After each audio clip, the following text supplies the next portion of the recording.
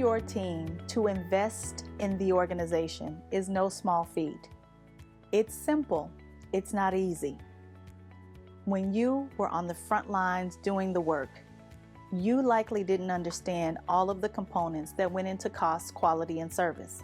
But why is that? Were you not smart enough to understand it? Of course not.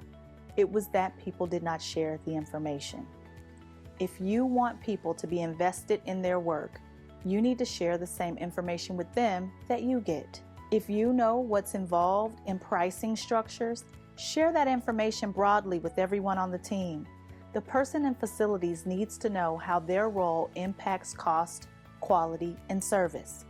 Too often, we will make sure that people are really clear on their roles, make sure that they're incredibly clear on the goal, but then we forget to align them to the mission of the organization and where their role fits. When I think about union environments and leaders, oftentimes there's a lot of contention because these two groups of people have different goals and ideas about the way forward. How do you rectify that? It is important to ensure that every single employee, unionized or not, understands everything you do as it relates to cost, quality, and service. What is included in the cost of opening a school? What is included in the cost of your product? How do you decide what is a good project and what isn't? Share that information with your team members. Don't hoard information once you become a leader. One of the most interesting things is that when people become leaders, they start to change their position on things. Why? Because they have new information. If you want invested work teams, you will share that information more broadly so that your employees can help you when it's time to make tough decisions, tough business decisions especially. Invested work teams are also called results-only work teams. Why is that? It's because we stop measuring anything besides the results. This is hard for people to get their heads around, but I want you to think about it.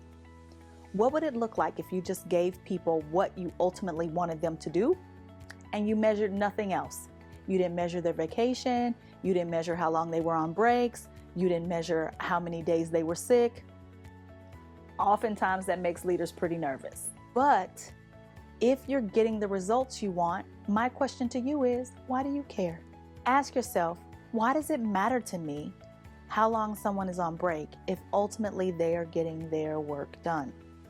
This shows up often in manufacturing environments. I'll have clients who'll set the day's production rate at 50. And then there are people who'll get 60 done. And then they expect everyone to get 60 done. And in my mind, the better thing to do is to set the standard at 60 or get your mind around 50, because 50 is the standard. If you can think about things in this way, you will set the appropriate stretch goals for everyone on your team and then measure only the output, and you'll see things start to shift. Now, here's what's important when you do results-only work. You can't just sit in your office. You have to engage in what's called management by walking around. Most of your day should be used going to see people, and again, not to check on them, not because you're the police, but because instead you are there to see how you might be helpful and how you can be more supportive. The last and final thing that's important as it relates to results-only work teams is your meetings. Resist the urge to meet just to meet. If your meetings are boring, guess whose fault that is? The leaders. If the meetings are inefficient, guess whose fault that is? The leaders. And so you need to invite your people to tell you what would make the meetings more impactful to them. And then you will start to see that people will be far more invested in the work that they have to get done. This is incredibly important when you join a new organization or team, because believe it or not, your people know more than you do.